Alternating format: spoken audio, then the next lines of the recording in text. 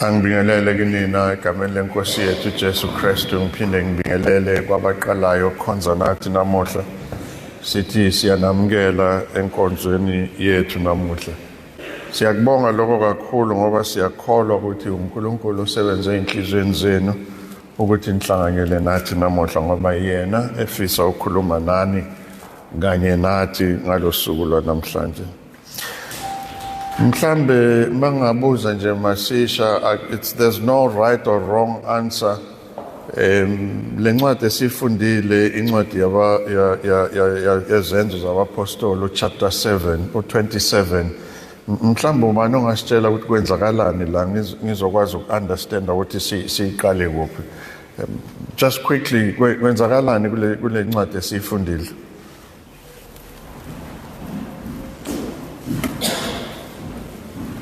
Spelele. Ngicela nikezwe usipelele imic. By now you should be knowing ukuthi mina mangikhuluma ngiyathanda ukuxoxa. Ama mic should be strategic all the time.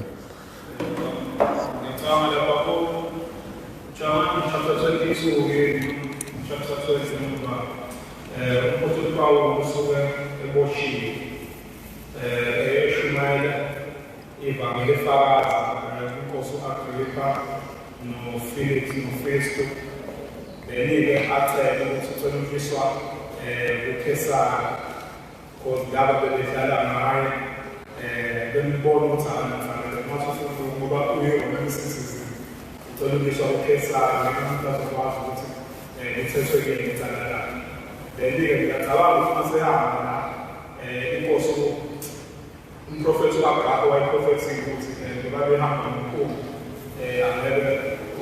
Paulo Bosch, quale parte do Boschani, what Paulo did, the same redemption no move. Was one chain and professor to your Bosch, what's in the same redemption. We are talking about un po' passare a queste Patmos. Aksone Patmos Bogu Johan. That's fine. Don't worry. All right.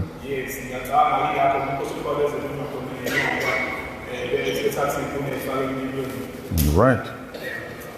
Omunye ngathina aqhubekela usiphelela ashiye khona.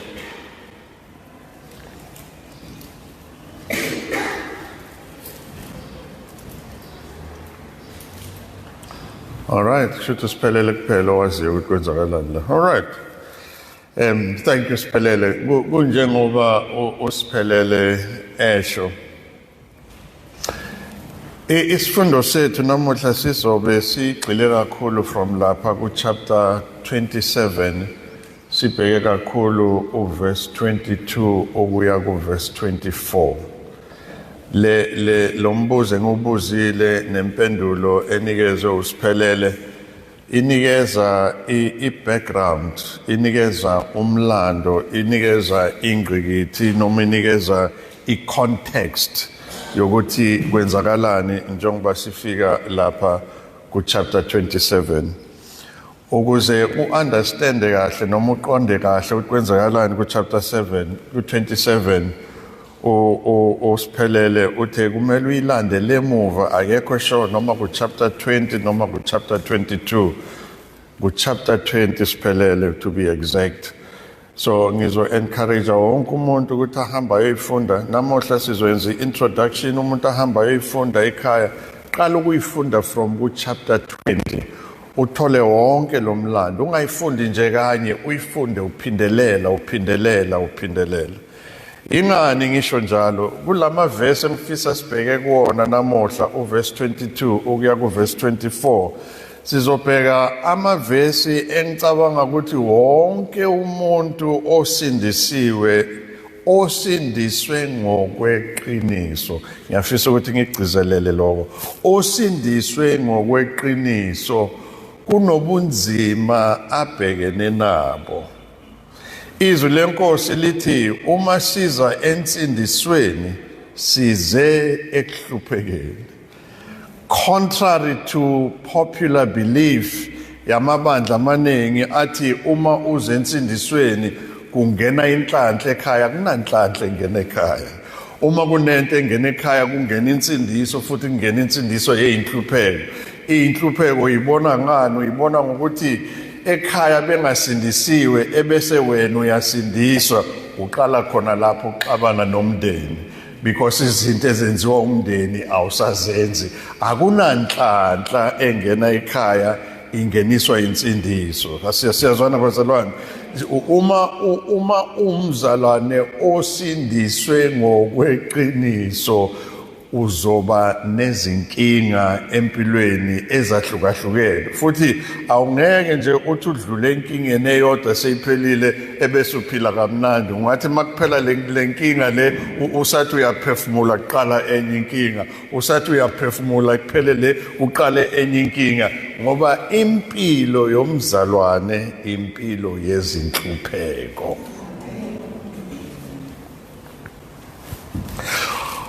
Uverse 22 ukuya kuverse 24 engifisa sigxile kuwona ukhuluma ngokuhlupheka ongazibuza ukuthi ngabe kunesidingo yini. Ngicela somebody angifundele uverse 22 ukuya kuverse 24, ikakhulukazi uverse 22. Ubani besifundela namuhla? Funda ke mfowethu. Awuzwakali.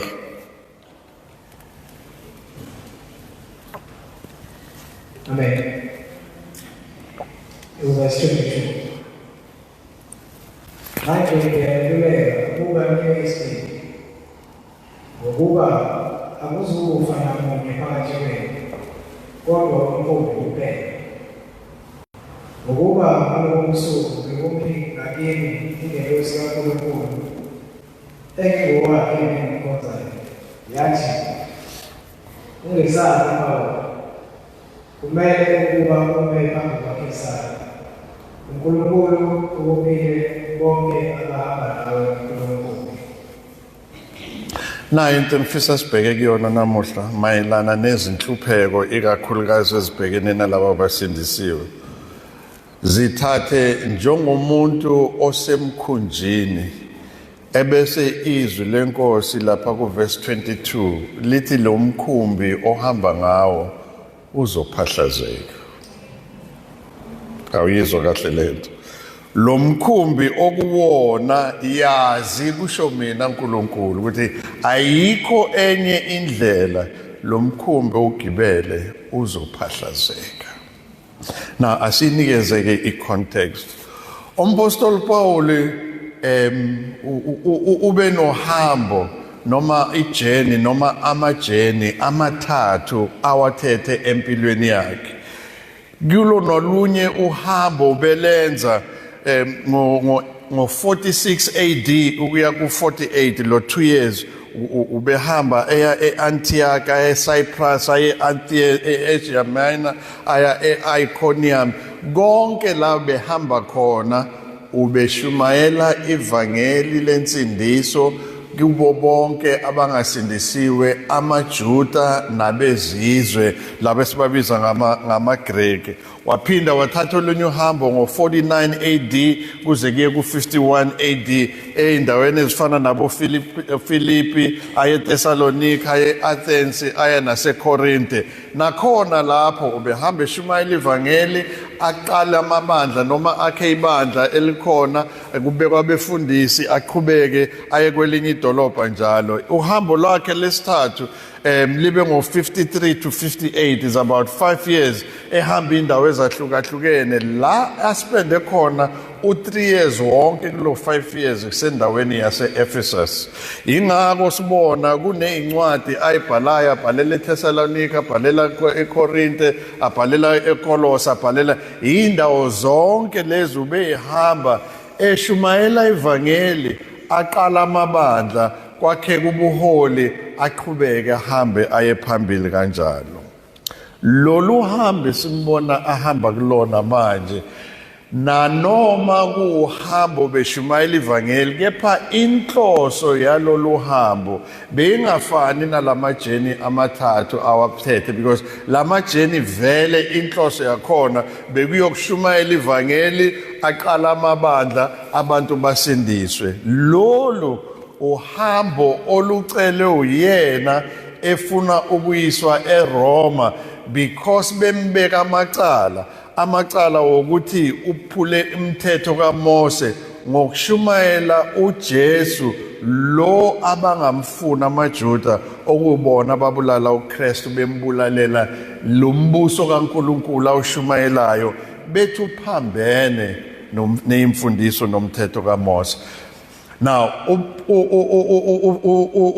umpostoli uPaul mabambeka wonke lamacala ehamba zonke lezinkundla ugcina isho lento usiphelela isho esezwini ethi hayi seningiqulisile la kumaHebheru nakumaJuda, sengifuna manje ukuthi icala lami ngiyoziphendulela khona phambili eRoma. iRoma bekuyiyona iphethe yonke le ndawo, kune emperor khona lapha uSiza ngesizulu esimbiza uKesari.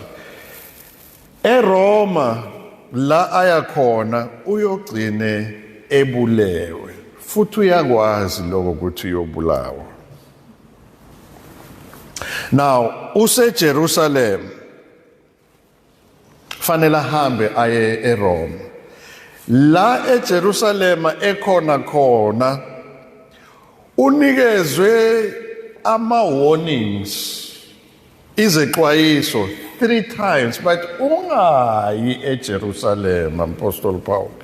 Ungayi eJerusalem because iSanhedrin, lo mbutho lo okuwona wabapristi neziphathi mthetho okuyizona lesigungu esahlala sayahlulela uKristu ukuthi akabethelwe, leso sigungu sesibeke wena manje itarget yawo, sebafuna ukuthi kufe wena.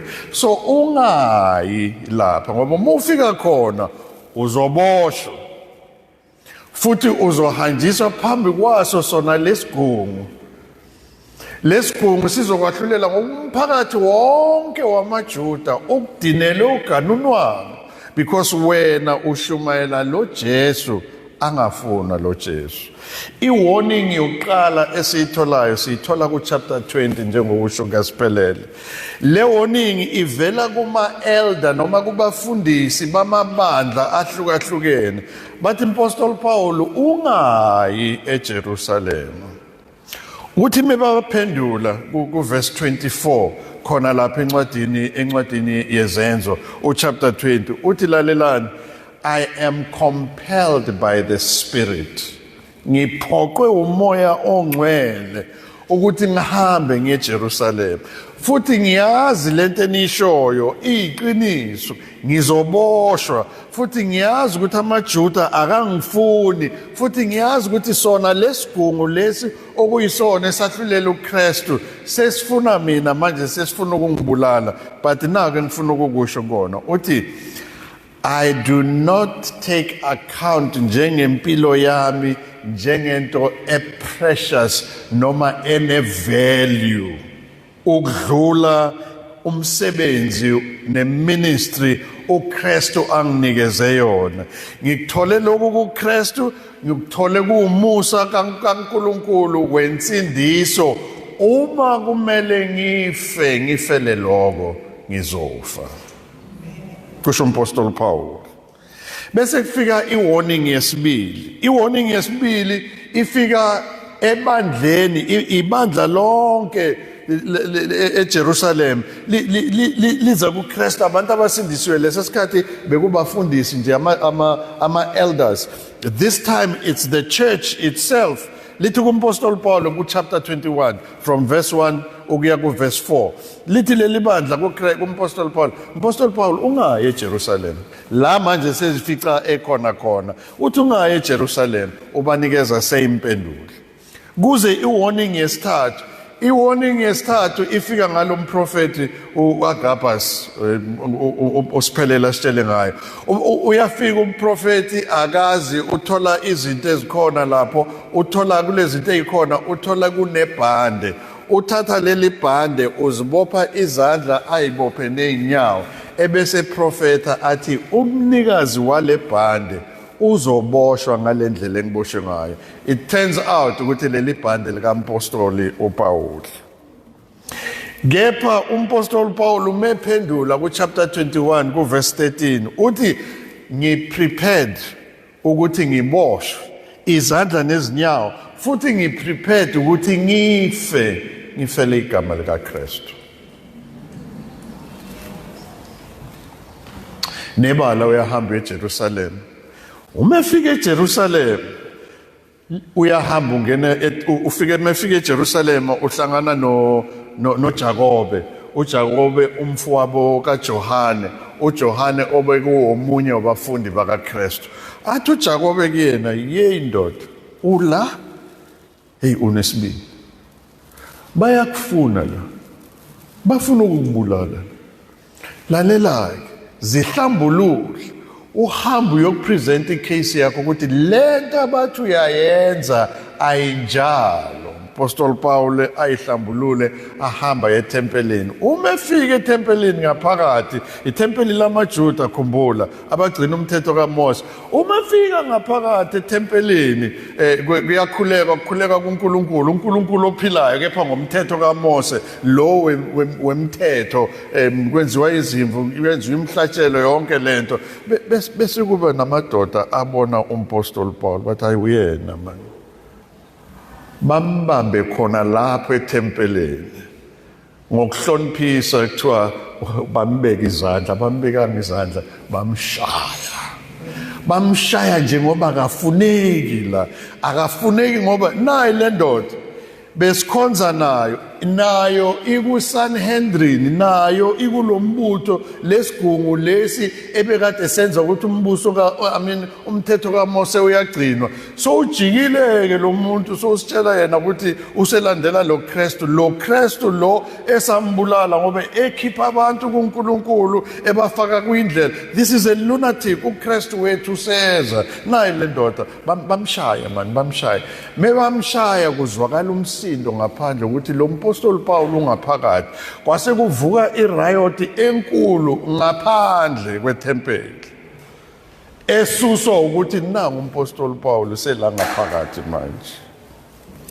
Now makune riot ngaphandle, le ndaba ihamba iziyofika kundunankulu, the governor uFestus, ukuthi hey naku kune riot manje, abantu bavuka umbhejazana. Bathi yini? Bathi because kunoPaul lapha.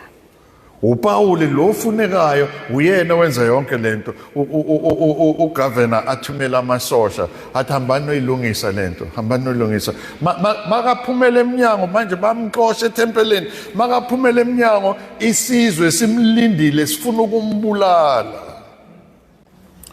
Amasosha afike ayixazulule lento, angayixazulule amlamule nje ukuthi bangambulali.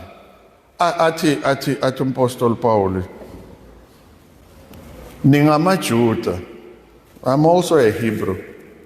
Ngicela before ningibopha ninamasosha, mambopha manje because uyena owenza idolobha livungame. Uthi before ningibopha ngidedeleni ngiziphendulele.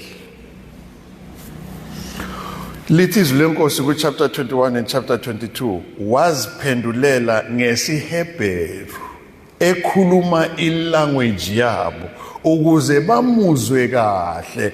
Uma iphendulela uqala ngokuthi yena ungubani, ungumHebheru wamaHebheru, uyazisho ukuthi ungumJuda wamaJuda, uyasho ukuthi uthe sendleleni ehamba ebulala abantu abalandela uKristu, wafika endaweni yaseDamaseko washaya umlightning, unikeza itestimony yakhe yonke, blow by blow by blow by blow, yonke testimony yakhe ngokuthi usindiswe njani. Now lalela hlakaniphile umpostoli uPaul. Uma ekhuluma indlela asindiswe ngayo, iyona ndlela ashumayela ngalo ivangeli. Akabhekanga le inkinga abhekane nazo, akanakanga lokutitinywa atitinywe kona ngaphakathi njengoba sephumela ngaphandle. It's because umpostoli Paul uyazi ukuthi uthe mamkela insindiso yokulandela uKristu wamkela izinkinga. Ifocus yakhe ayikho ezinkingeni, ifocus yakhe ikwi-ministry ne-course ayithole kuKristu yokushumayela ivangeli lomusa kaNkulunkulu ukuthi abantu mabasindiswe nguKristu. That is where his focus is. Bambophe bamise kugovernor uFestus. Ugovernor likhulu icala lakhe. Hayi umgovernor abona ukuthi cha lento ayikhulumayo yenza sense. Ayikho into ethi mina njengogovernor njengondunankulu le ndoda afanele ibulawe. But isizwe sonke sithi akabulawe. Verse 22, chapter 22, towards the end of chapter 22. Wena owabona laba bebamkela uKristu engene eJerusalem kumnandi bathi hail king uzoba inkosi yethu. That same group of people yajika manje sejikela uKristu yathi crucify him mbetheleni sinikezeni uBarabas mbetheleni yena. It's the same thing eyenzeka ngompostoli uPaul manje. Uthi Festus ayikho into mangimlalele ekhuluma nani lecala elimnikeza enimthwesa lona, ayikho into ethi makafe lo muntu. Athi into engizoyenza ngizomgcina ejele for 2 years. Ngoba ngikwazi ngonembeza oclear ukuthi ngimnikeze bonke labantu abadiniwe asebemshayile sebefuna nokumbulala, mina emehlweni ami nakunembeza wami ngimbone ngenalo icala elideserve ukuthi akafe.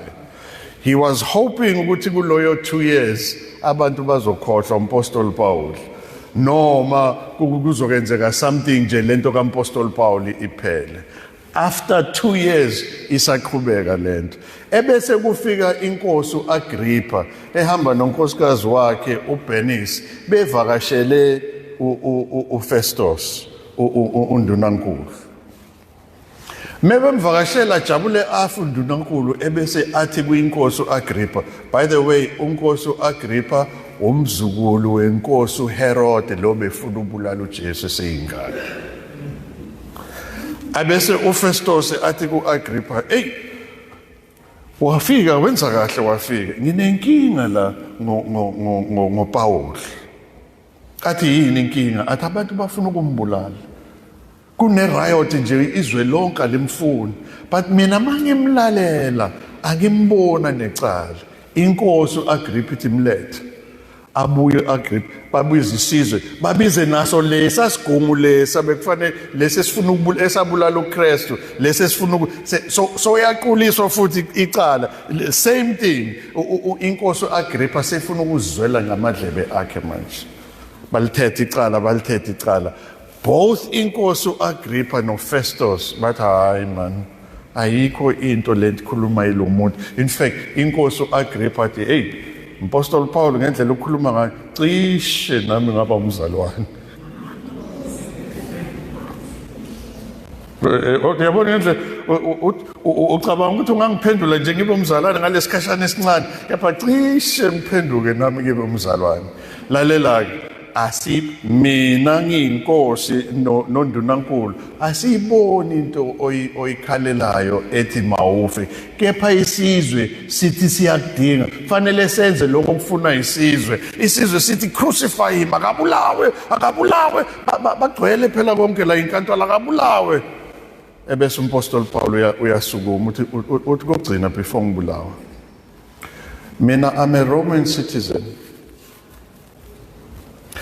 Akunamroma, akuna citizen yomRoma ezoquliswa icala amaJuda bemthole necala bese bayambulala. Umthetho uthi njenge-Roman citizen angihambe ngiyeRoma ngiye kuKesari ngiyothula icala lami kuKesari.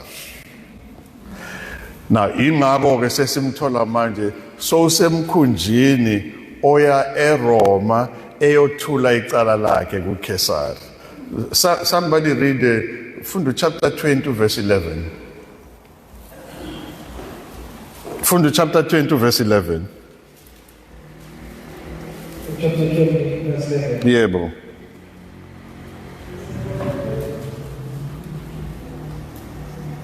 Esenyukele phezulu.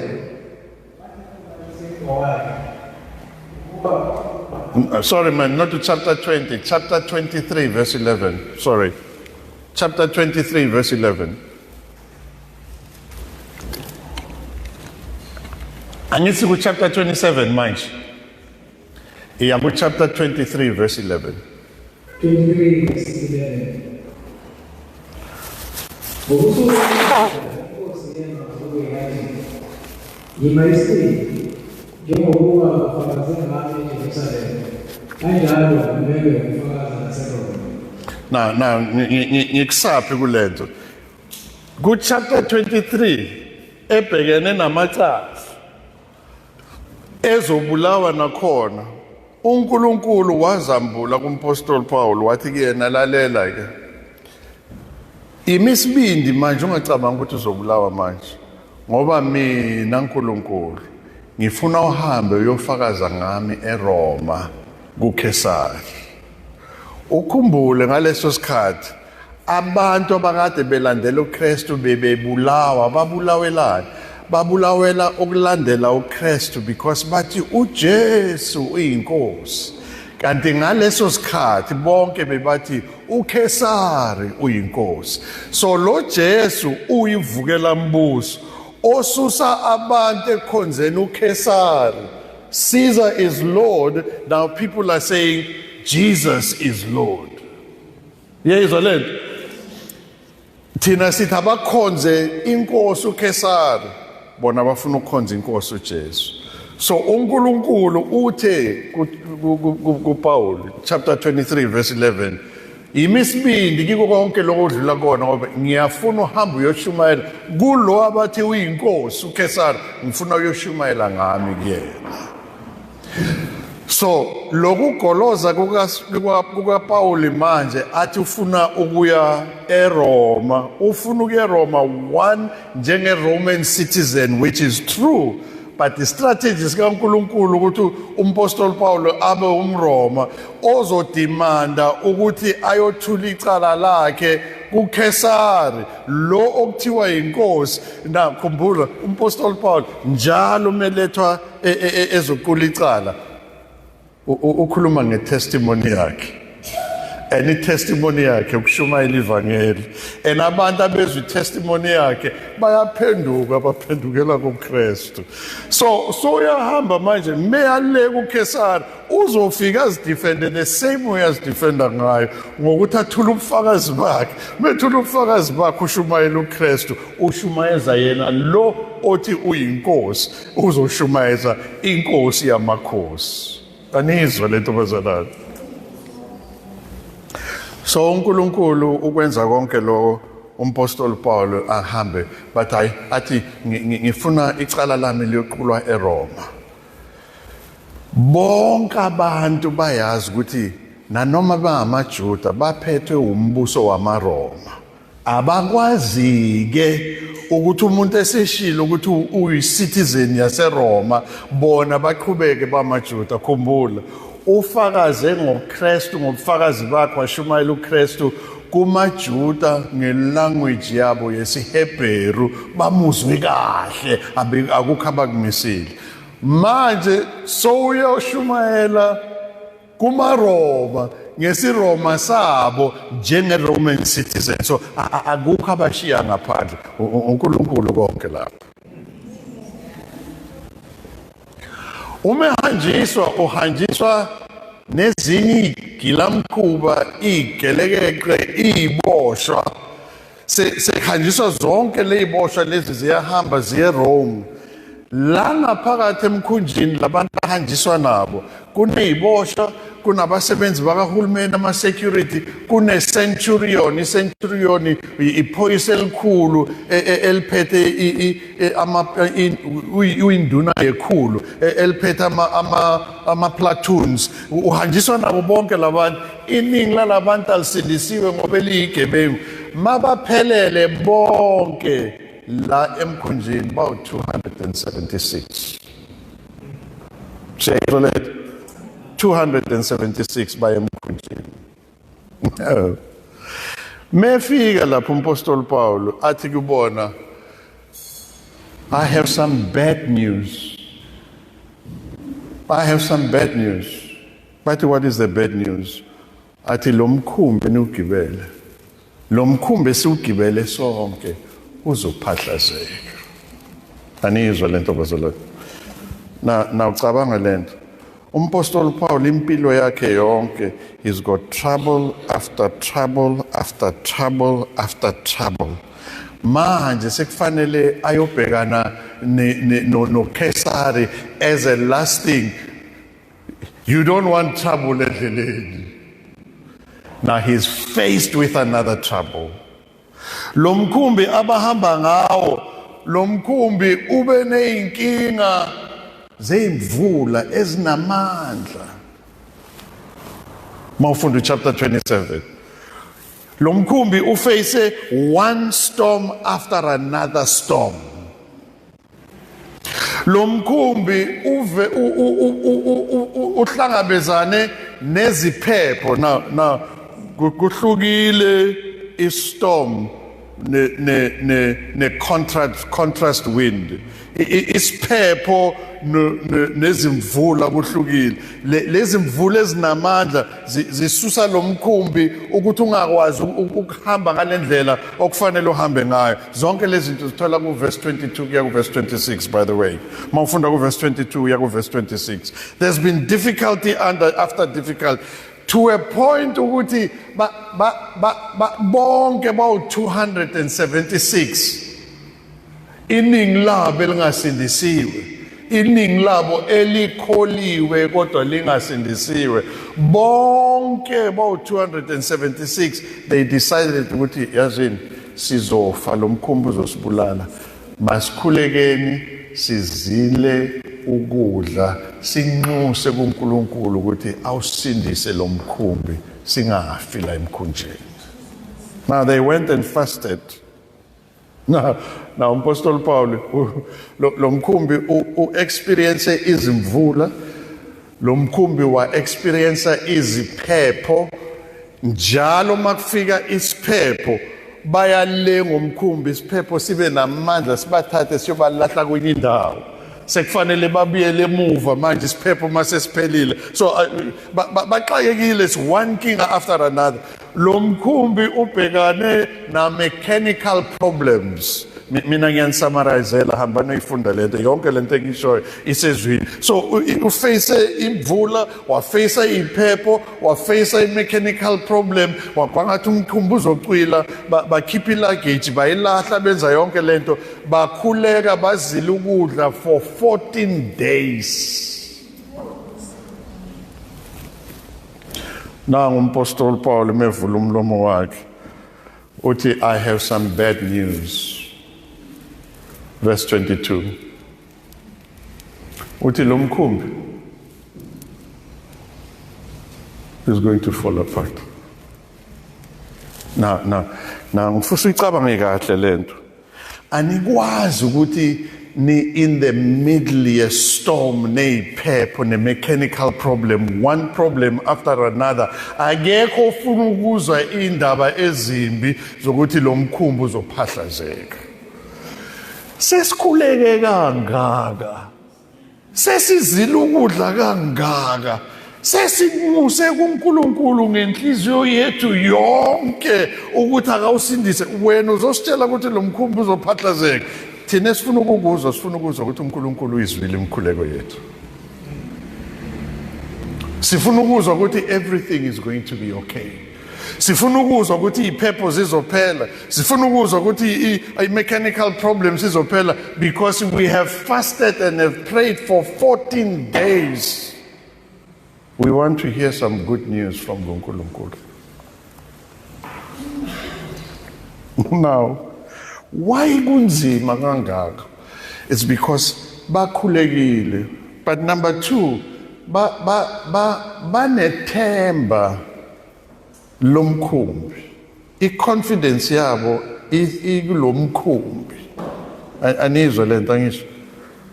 Akekho umuntu ogibela umkhumbi engenalo ithemba lokuthi lo mkhumbi uzomfikisa la afuna ukuya khona. Asithathe njengawe nje. Ngisho noma ngabe ugibela itaxi awungeke uyigibele ingqoshi oyibona ukuthi ngeke ifike la ufuna ukuya khona. Uzomela eceleni uyidlule ukuthi idlule igcwale so uzogibela iquantum elizayo because i-confidence yakho ikulento ohamba ngayo. Mhlawumbe nizwa kahle. Akekho umuntu ohamba kwi-altari noma aye kwa-Home Affairs ayosayina athi I do angene emkhunjini owaziyo ukuthi uzophahlazeka. Anizwa lento bazalwane.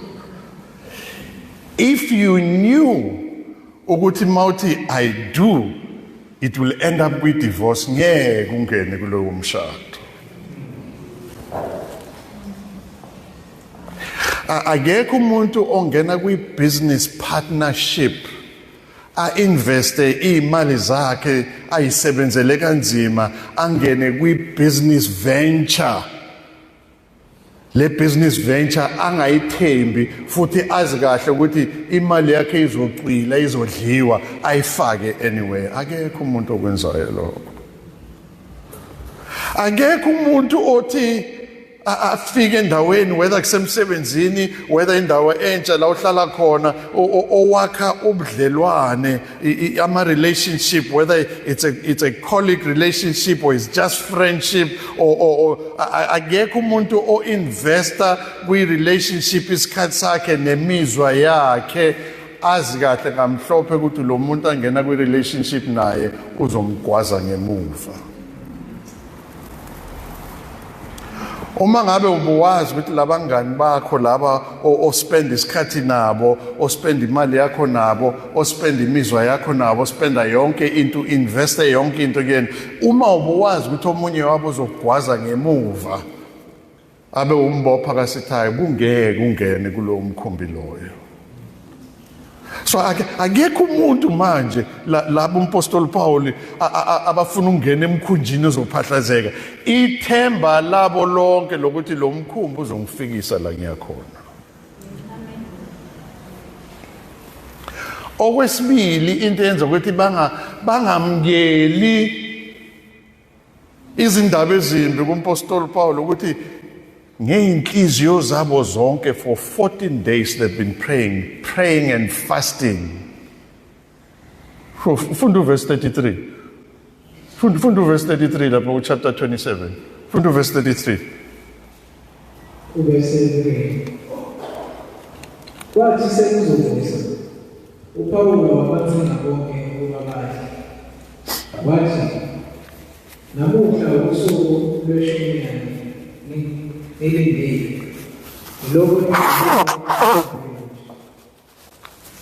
Yamuzwa uthini uPastor Paul?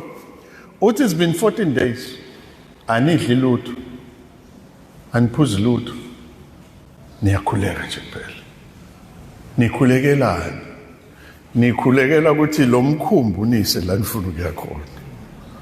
But iqiniso lithi ingelosi kaNkulunkulu ifikile kimi izolo yathi lo mkhumbi uzophahlazeka. So lalelani dlanini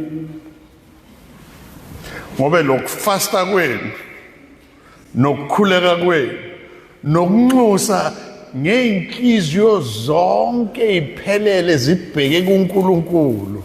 uNkulunkulu uthi ngeke awuphendule lo mkhuleko. Abakwazi ukuyi-accepta lento leyo. Abakwazi ukuyi-accepta lento leyo because laba sailors, lama pilot, labantu abahambisa lo mkhumbi, they are professionals. Akusiyo ama-amateur. They have all the necessary skill yokugwedla lo mkhumbi. They have been doing it for years. banawo wonke ama-skill ukuthi babhekane nazo zonke iy'phepho. So awukwazi uzositshela ke wena ukuthi sesikwenze konke lokhu uzositshela ukuthi lo mkhumbi uzophahlazeka. What about the skills salabantu? Iqiniso lithi noma ungaba neskill esingakanani, noma ngabe ukhuliswa abazali abanjani bekuprepare lo mshado, noma ngabe uye kumfundisi wakwenzisa i-premarital counseling, uma ungena emkhunjini womshado uNkulunkulu angawunikezanga i-approval, lo mkhumbi uzophahlazeka ngokuhamba kwesikhathi. Kungamnandi manje ungazibona wena ukuthi uprepared, uqeqeshwe ngokwanele. Ungazibona wena ukuthi ufundile, unawo wonke ama-degree, angeke bakuxoshe la emsebenzini. Lo msebenzi awukwazi ukwenzeka ngaphandle kwakhe. Wena ofundi unama-degrees ney'tifiketi ezigcwele konke la, ube sure ukuthi ngeke bakuxoshe. Uma lowo msebenzi ungawuphiwanga uNkulunkulu uyophahlazeka leyo mkhumbi.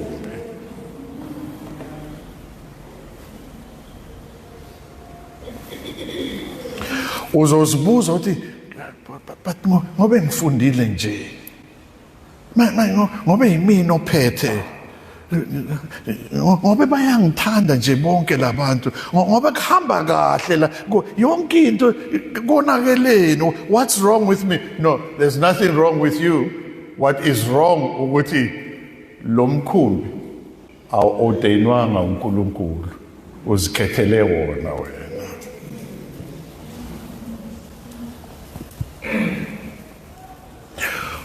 Uzophahlazeka lo mkhumbi walo mshado because le ndoda noma lo nkosikazi uzikhethele yena wena, awukhethelanga uNkulunkulu. Angikulekelele. uNkulunkulu owabuka uAdam wambona kungafanele ukuthi abe yedwa. KwaUNkulunkulu ocreator noma owakha uEva. KwaUNkulunkulu othatha uEva amise kuAdam.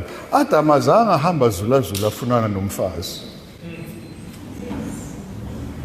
Anizwa sengikhuluma nani madoda? Awuveli njengendoda nje uhamba ufunana nomfazi. Umfazi umlethela uNkulunkulu.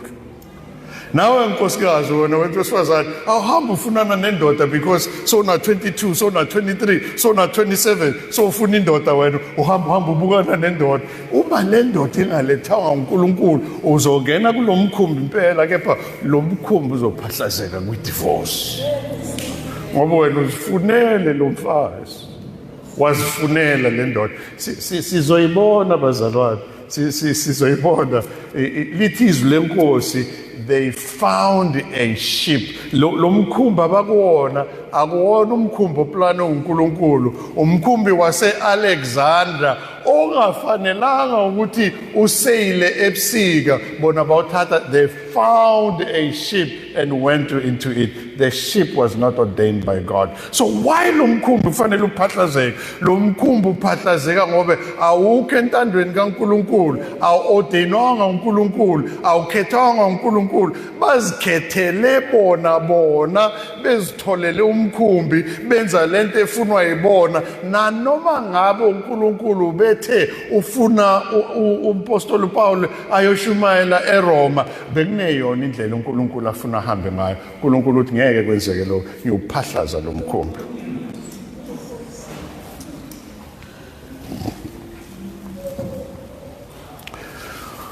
Umbuzo uthi imuphi lo mkhumbi ugibele wena manje?